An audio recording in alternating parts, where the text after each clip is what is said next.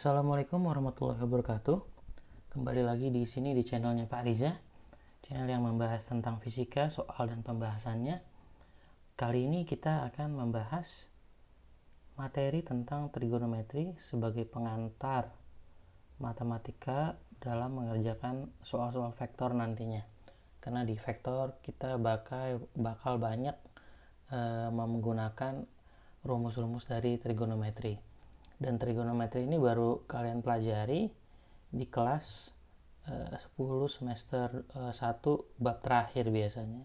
Sedangkan vektor ada di bab-bab awal, makanya saya berikan materi trigonometri ini sebagai materi tambahan agar bisa mengerjakan soal-soal vektor. Oke, yuk kita mulai. Apa sih yang dimaksud dengan trigonometri? Trigonometri adalah perbandingan dalam suatu segitiga. Maksudnya apa? Maksudnya kalau kalian disuruh membuat segitiga, misalkan kalian buat segitiga dari busur dan penggaris, misalkan kalian bikin sudutnya pakai busur ya, bikin segitiga, bebas aja segitiganya. Misalkan kalian bikin pakai penggaris dan sudut dengan sudut 30 derajat nih, pakai busur, kalian gunakan busur bikin sudut 30 derajat. Misalkan kalian buat panjang bawahnya katakanlah misalkan 3 cm. Nah, kalian buat pakai busur. Nanti pasti maksudnya sisi depannya 3 cm. Nanti kalian pasti akan dapatkan ini pasti 6 cm sisi miringnya. Nah, kalau kalian buat lagi sudut sama sudut 30 tapi dengan panjang yang berbeda ya, misalkan panjangnya anggap ini siku-siku ya,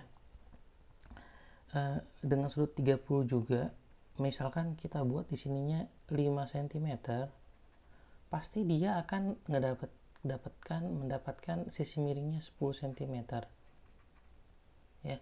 Ini selalu tetap begitu, jadi bagian depan selalu setengah bagian sisi miring kalau sudutnya 30 derajat. Jadi ada nilai-nilai perbandingan selalu tetap.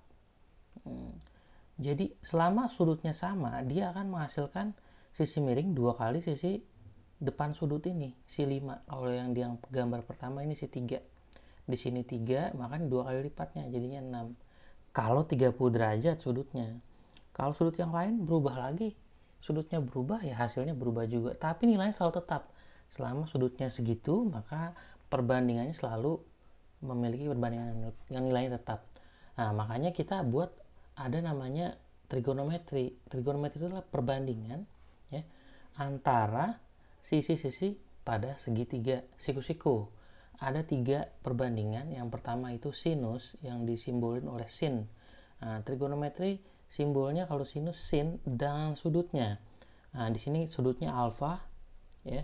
Nah, di sini ada depannya alfanya ini. Nah, ini depannya. Nah, kalau sisi miringnya itu adalah depannya siku-siku. Nah, siku-siku kan di sini. Ini depannya adalah sisi miring. Nah, selain itu adalah sampingnya, samping sudut yaitu sampingnya. Alfa nih sisi sampingnya. Oke. Jadi sin alfa, jadi kalau kita buat misalkan segitiga ya. Kita buat segitiga. Misalnya ini theta katakanlah. Nah, di sini definisinya sin itu depan per miring. Kalau cos itu sisi samping pada segitiga dibagi sisi miringnya. Kemudian tangen itu adalah sisi depan dibagi dengan samping. Nah, misalnya ada sudut segi theta di sini. Depannya itu panjangnya misalkan A. Nah, samping itu B, C itu sisi miringnya. Ingat, sisi miring itu depannya sudut siku-siku, sisi depan itu adalah depannya sudut alfa ya kan. B itu selain dari miring dan depan. Jadi ini depannya nih si A. A itu panjang sisi depannya. C ini nih sisi miring. Nah, ini B ini samping. Kalau kita buat sudut trigonometri itu pertama sin theta sama dengan depan miring sin demi. Diingat tuh hafalannya itu sin demi ya. Kosami tan desa, tulis sin demi kosami tan desa. Sin demi, sin itu depan miring, kosami, kos itu samping miring, tan desa yaitu depan samping. Berarti sin theta itu demi, depan miring, depannya si A, miringnya si B. Nah,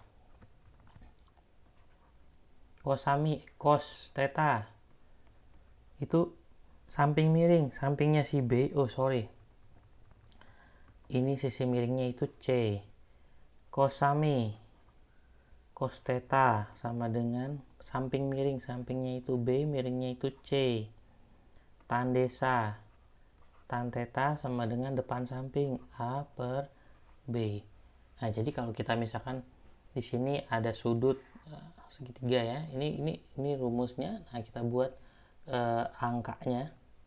Misalnya ada segitiga di sini. Ya, segitiga misalnya sudutnya ini 37. 37 itu ternyata bisa kita buat dengan segitiga yang panjang depannya 3 cm. Di sini 4 cm sisi sampingnya. Di sininya 5 cm. Kalau kalian buat segitiga 3, 4, 5, pasti sudut-sudutnya itu 37 dan 53. Satu lagi pastinya siku-siku. Oke, berarti nilai trigonometrinya gimana? Nah, lihat lagi nih. 37, depannya siapa? Depan 37 itu 3. Ini depannya. Nah, depan siku-sikunya siapa? Nah, ini miringnya. Miringnya si 5. Nah, sampingnya si 4. Berarti sin 37 itu depan miring. Depannya 3, miringnya 5. Berarti sin 37 itu 3 per 5 dari segitiga ini. Cos 37 itu samping per miring, sampingnya 4. Berarti 4 per miringnya 5, 4 per 5. Tan 37 itu depan samping, depannya 3, miring sampingnya 4. Jadi kita dapat dari setiap segitiga itu selalu bisa dibuat suatu perbandingan trigonometri. Nah, umumnya trigonometri nilainya jelek-jelek, koma-koma maksudnya perbandingannya. Ini adalah contoh-contoh yang bagus 3, 4, 5, segitiga yang 3, 4, 5. Itu adalah contoh sudut-sudut yang nilainya bagus. Dan yang perlu kalian pahami di sini adalah sudutnya bisa di mana aja. Misalkan saya buat segitiganya seperti ini. Misalkan segitiganya seperti ini. Nah, sudutnya misalkan saya maunya di sini, misalkan sudutnya alfa. Ya, siku-siku di sini ya. Berarti depannya di mana? Depannya itu misalkan saya kasih nama di sini X, Y, Z. Nah, depannya yang mana? Depannya itu adalah yang depan alfa adalah ini. Nah, depannya ini depan. Nah, depannya siku-siku itu miring. Nah, berarti ini samping sisanya. Selalu. Jadi kalian harus bisa menentukan di mana depan sudutnya, di mana samping sudutnya, di mana miring sudutnya. Baru kalian bisa cari sin, cos sama tangennya. Oke, tadi kita udah bahas ada yang namanya nilai-nilai yang bagus, ada nilai-nilai yang kebanyakan nilai trigonometri itu koma, tapi ada sebagian kecil sedikit sekali nilainya bagus. Nah, apa aja tuh? Nah, kita akan buat tabelnya.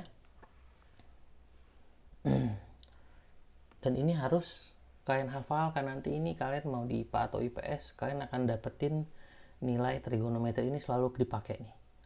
Oke, ada namanya sin, cos, tan. Nah, sudut-sudut yang bagus itu sudut 0 derajat, 30 derajat, 45 derajat, 60 derajat, 90 derajat. Nah, ini nilai-nilai yang bagus.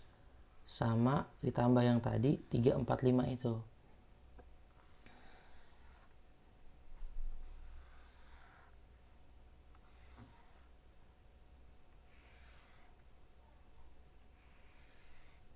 Oke, kita akan isi nilainya berapa aja. Ini ke bawah bacanya ya, berarti sin 0. Sin 0 itu 0. Sin 30 itu setengah. Sin 45 itu setengah akar 2. Sin 60 itu setengah akar 3. Sin 90 itu 1. Nah, jadi kalau sin 0 itu berapa? Sin 0 itu 0. Sin 30 itu berapa? Sin 30 itu setengah. Sin 45 setengah akar 2 dan seterusnya. Kalau cosnya dibalik. Jadi nulisnya dari 1, dari atas 1 setengah akar 2 terus balik ke 0. Nah, kita masukin. Saya ganti warna misalkan. Cos 0 berapa? Cos 0 kalau tadi 0 di sini dari 1 turun ketukar. 1 habis 1 berapa? Di sini setengah, berarti setengah akar 3. Tukeran nama sin. Setengah akar 3 ini cara cepatnya seperti itu. 45 di tengah nggak berubah. Kemudian ini jadinya setengah.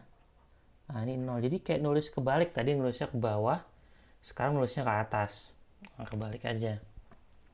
Tangen tinggal bagi. Tangen 0 berarti sin 0 dibagi sin 0 dibagi tangen itu sin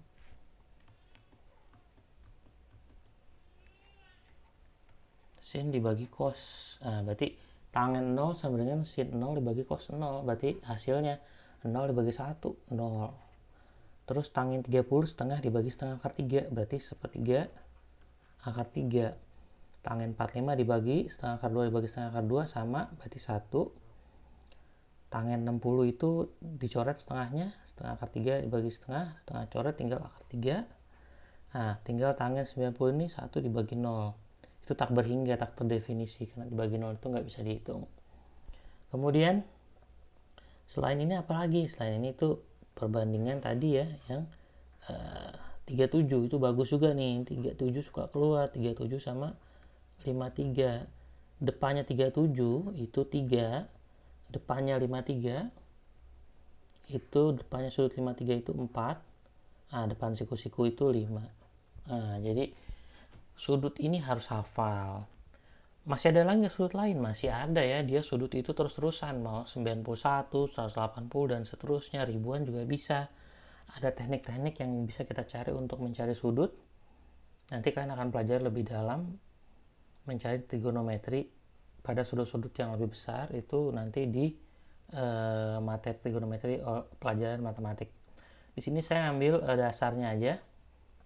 Nah, untuk beberapa yang dipakai selain atau nilai yang lebih dari 90 itu bisa pakai tabel ini nih, segitiga lingkaran ini. Cara bacanya gimana? Cara bacanya ingat, yang namanya diagram kartesian itu kan sumbu x sumbu y itu kan x, y. Nah, ini cara bacanya cos, sin. Contoh nih, misalkan kita mau nyari sin ya, kita mau nyari cos sama sin pada sudut, katakanlah sudut 30. Nah, berarti jawabannya ini nih. Nah, ingat, dia cos sama sin. Di sini akar 3 per 2, setengah. Nah, berarti sin 30, cos 30 itu akar 3 per 2. Akar 3 per 2, ini biasa ditulisnya setengah akar 3 atau akar 3 per 2 sama aja. Nah, ya kan? Lihat sudutnya, baru lihat angkanya. Nah, berarti sin 30 itu setengah. Jadi nilai pertamanya itu adalah cos. Ya, yang ini cos. Nah, kemudian nilai keduanya setengah itu adalah sin. Jadi urutan bacanya cos, sin. Jadi kalau ditanya misalkan cos 120, kita cari sudut 120 nih, 120. Berarti yang pertama ini cosnya. Cos 120 berarti min setengah. Ya kan? Berarti sin 120 itu akar 3 per 2. Jadi bacanya ini cos, sin. Yang pertama itu nilai cosnya, yang kedua itu nilai sinnya. Itu cara baca tabel ini. Ya, ini nilai-nilai yang termasuk bagus. Walaupun akar ini di matematik termasuk bagus. Jadi jangan sampai alergi dengan akar. Oke, kemudian Ini aja untuk materi pengantar trigonometrinya. Nanti kalian ulang-ulangi video ini. Kita akan bahas materi selanjutnya, yaitu proyeksi vektor ya. Apa sih proyeksi vektor? Proyeksi vektor itu adalah kalau di SMP kalian belajar vektor itu bisa searah, berlawanan ya kan. Kalau searah ditambah ya. Dulu kalau SMP gini. Misalnya ada benda di lantai ya, terus kalian tarik gaya ke kanan misalkan 50 Newton. Kemudian kalian tarik gaya ke kiri misalkan gayanya itu 20 Newton. Berarti resultan itu artinya jumlah. Berarti resultan itu yang kanan dikurang yang kiri, tinggal 50 dikurang 20. Hasilnya 30 Newton ke kanan. Ya. Nah, kalau di SMA dia ada tambahan vektor yang membentuk sudut. Nah, tadi kita udah belajar trigonometri, gunanya itu karena ada sudut-sudutnya. Contoh ada gayanya ke sini, saya buat kayak gini, gaya yang ketiga. Nah, gaya ketiganya ini membentuk sudut terhadap sisi bidang horizontal, sudut theta katakanlah. Nah, ini harus kita ubah. Kita ubah menjadi vektor yang horizontal dengan vektor yang vertikal. Nah, itu namanya proyeksi vektor. Misalnya ada vektor V, ya. Kemudian kita bisa pecah menjadi Vx, ya, menjadi Vx Vy. Nah, kita pecah jadi selalu kalau ada vektor, selalu kita bisa pecah. Misalnya vektor F. Vektor F kita bisa pecah jadi vektor Fx namanya. Karena di sini sumbu X. Bisa kita pecah dua selalu biasanya kalau dia membentuk sudut selain horizontal dan vertikal itu di sini vektor Fy. Nah, vektor Fx itu dari mana sih? Dari pusat ke sampai garisnya jatuh ini nih. Kalau Fy itu dari pusat 00 dan ini F yang merah. Itu seperti bayangannya, bayangan vektor aslinya. Jadi vektor aslinya itu si F, maka bayangannya itu si Fx di sumbu X ya kan. Kalau seperti seolah-olah di sini tuh ada sinar. Di sini ada misalkan ada lampu ya, di sini lampu. Maka bayangan si F, nih si F itu adalah di Fx. Nah, begitu pula dengan Fy, seolah-olah ini ada sinar di sebelah sini, ini sinarnya ke arah sana. Maka bayangan si F ini ya, itu ada di Fy. Ya, jadi itu proyeksi itu seperti bayangan. Kalau kalian siang-siang panas-panas ada bayangannya kan. Nah, karena ada cahaya mirip-mirip gitu. Dia itu seperti bayangan daripada vektor aslinya. Setiap vektor yang membentuk sudut. Ya, sudutnya di sini misalkan di sini theta. Maka dia membentuk bayangan vektor Fx dan vektor Fy. Yang besarnya apa? Yang besarnya nih di sini kalau V, kembali ke gambar yang utama yaitu rumusnya Vx itu sama dengan, lihat sudutnya, Vx ya, Vx ini adalah samping sudutnya karena depannya itu adalah yang putus-putus ini ya, depannya itu ini nih. Berarti karena samping pakainya cos, ingatnya gitu, berarti V cos sudut. Nah, rumusnya gitu. Kalau Vy berarti lihat depannya ini yang putus-putus itu panjangnya sama dengan vektor Vy ini sejajar, maka itu nilainya sama, berarti kita bisa anggap depannya ini Vy ya. Maka depannya Vy berarti depan itu sin, ingat tadi kosami sin demi tandesa. Nah, sin itu depan miring, ada depannya, berarti pakainya V sin theta. Nah, ini adalah rumus proyeksi vektor ya. Contoh tadi kita udah belajar ini ya, sudut trigonometri nilainya kita akan coba pakai di sini. Misalnya di sini ada vektor F yang besarnya 10 Newton. Nah, kemudian vektor F ini ditanya berapa vektor ininya, proyeksinya Fx sama Fy ini. Fx berarti ini Fx tuh. Fy tarik ke sumbu Y. Ingat ini sumbu X, ini sumbu Y. Berarti ini Fy. Ini ada sudutnya, katakanlah 37 nih. Tadi udah tahu kita ya. 37 itu bagus nilainya.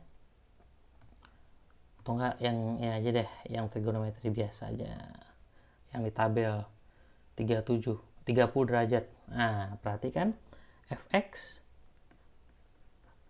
sama dengan tadi apa, ingat? Ini 30 derajat. Fx adalah samping 30 derajat, ini siku-sikunya. Maka fx itu pakainya cos karena sampingnya, fx sampingnya 30 derajat. Berarti f cos 30 derajat. Nah, kalau fy berarti sinnya.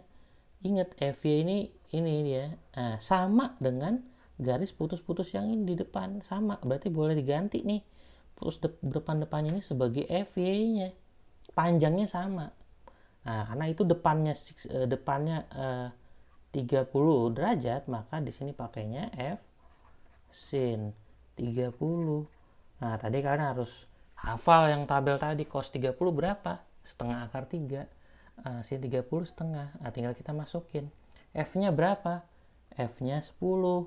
Nah, kita masukin jadinya 10. Cos 37 itu tadi setengah akar 3, atau biasa nulisnya di lingkaran tadi adalah akar 3/2, sama aja. Kalau sin 30 itu setengah, nah ini bisa coret nih 10 sama 2 nya karena ini perkalian 5, jadi hasilnya 5 akar 3 Newton. Ini kecoret, ini 5, berarti 5 Newton. Nah, selesai. Jadi proyeksi itu adalah seperti bisa dianggap bayangan suatu vektor yang membentuk sudut itu menghasilkan bayangan di di sumbu x dan sumbu y. Nah, itu fx dan fy. Nah, itu adalah dirumuskan adalah vx sama dengan v cos, vy sama dengan v sin. Penurunannya dari trigonometri sebenarnya ya, tapi saya fokus langsung biar karena waktunya terbatas. Kemudian vektor basis. Nah, vektor basis itu apa sih? Nah, vektor basis itu adalah kalau di diagram kartesian ada namanya vektor I dan J. I dan J adalah vektor basis, vektor yang besarnya 1 dan arahnya ke X dan ke Y. Kalau arahnya ke X, nih seperti yang warna hijau ini, ya, seperti yang warna hijau ini, kalian perhatikan, ini adalah vektor I, itu arahnya ke kanan. Ya, vektor I adalah berarti dimanapun ini satu kotak ke kanan, arah panah ke kanan, ini nilainya 1i. 1i, sebenarnya 1i, tapi 1 biasanya nggak ditulis. Jadi i aja, vektor i. Jadi kalau misalkan kebalikan, kalau yang ke atas itu namanya j. Jadi satu arah ke atas, satu kotak itu nilainya j. 1j. Nah, simbol vektor basis itu ada topinya. Nah, topinya yang kayak panah atasnya ini. Jadi ke kanan itu nilainya 1i, ke atas itu nilainya 1j. Jadi kalau kita punya vektor, contohnya ini vektor di gambar sebelahnya. Contohnya di gambar ini. Nah, ini vektor misalkan vektor f, saya kasih nama vektor f. Nah, ini bisa diubah. Tadi kita belajar proyeksi vektornya ya. Nah, ini yang 3i yang bawah itu proyeksi vektornya kayak fx yang tadi, tapi ini pakainya basis. Ingat, satunya itu bernilai i. Di sini ada 3, ya kan? 3i jadinya. Tuh i. I 3i, makanya di sini nilainya 3i. Fx-nya itu 3i. Jadi bisa kita tulis fx-nya itu 3i. Nah, fy-nya berapa? Fy-nya lihat ke atas berapa? Nah, ini vektor proyeksinya ke atas, yaitu ke atasnya 2 kali ke atas, ya kan? Berarti 2j. Nah, berarti vektor f ini berarti kita bisa ubah ke dalam vektor basis atau vektor proyeksi. Kalau tadi fx, fy, di sini bisa ditulis dalam bentuk ij, yaitu komponennya itu vektor ini bisa dipecah menjadi 3i di sumbu x, ya, 3i sama 2j. Nah, jadi cuman ngubah aja, ya, nilai di x berapa tinggal jadiin i, nilai di y berapa tinggal jadiin j. Nah, gunanya buat apa? Gunanya buat nanti kita akan mencari penjumlahan resultan tapi menggunakan vektor basis itu jauh lebih mudah. Nanti kita akan bahas, tapi yang penting kalian di sini tahu dulu cara mengubah vektor basis ke vektor yang membentuk sudut ke vektor basis. Contohnya di sini saya ambil yang ini V nih. V. Lihat V, berapa vektor basisnya kita turunin ke sumbu X. Nah, di sini dia. Kita lihat ada berapa kotak ke kanan. Ya kan? 1, 2, 3, 4, 5, 6. Berarti 6. 6 berarti 6i ya kan? 6i. Ke sumbu Y-nya tarik, putus-putus. Ke sumbu Y. Nah, dapat sumbu Y berapa kotak? 1, 2, 3, 4. Berarti vektornya dari pusat nih 0,0 ke atas ini ya. Berapa tuh jadinya? 4 kotak jadinya 4. Susah ya. Nah, jadi 4 kotak jadinya 4J ya kan. Jadi vektor V-nya bisa kita tulis jadinya 6i ditambah 4J. Oke, itu adalah mengubah vektor yang membentuk sudut yang di dalam bentuk diagram kartesisnya kotak-kotak seperti ini lebih mudah untuk kita jadikan vektor basis. Nah, vektor basis itu resultannya, nah misalkan saya beri contoh ya, misalkan ada vektor, ada sebuah vektor misalkan vektor A ya, vektor A ini misalkan punya vektor basis, misalkan ada soal vektor basisnya, contoh penggunaannya buat apa, misalkan ada sebuah vektor A yang besarnya itu 3i ya kan, ditambah berapa nih, misalkan 5j misalkan. Terus ada vektor B yang besarnya 2i ditambah 7j misalkan gini. Nah, dia nanya resultannya, resultan vektor, berarti kan sama aja vektor A ditambah vektor B. Nah, berarti cara ngerjain vektor basis tinggal kita jumlahin aja udah. Berarti 3i tambah 5j ditambah 2i tambah 7j. Nah, hasilnya berapa tuh? Kerjakan yang sesuku atau sejenis. I sama I, J sama J. I 3i tambah 2i 5i ditambah si J, ini yang si J sama si J, berarti 5 tambah 7 12 J. Nah, resultannya sama dengan pakai Pitagoras, tinggal kita kuadratin tambahin. Nah, kan Pitagoras gitu. Nah, dapat hasilnya akar 169 yaitu 13. Nah, jadi besarnya 13 satuan, karena tadi di soalnya tidak ada satuan, jadi kita kasih nama satuan. Nah, jadi itu gunanya dengan vektor basis, cukup kita kerjakan, kita tambahkan sesuku, kemudian besar resultannya kita pakai Pitagoras. Oke, sampai di sini materi tentang pengantar matematika untuk mengerjakan soal-soal vektor. Yang pertama adalah trigonometri, yang kedua adalah vektor basis, yaitu vektor proyeksi vektor dan vektor basis. Tinggal kalian ulang-ulangi ini sampai kalian pahami, kemudian bisa melihat video yang berisi contoh soal dan pembahasannya. Oke, sampai di sini video kali ini. Nanti kita akan lanjut ke contoh soal-soal tentang vektor. Sampai jumpa. Wassalamualaikum warahmatullahi wabarakatuh.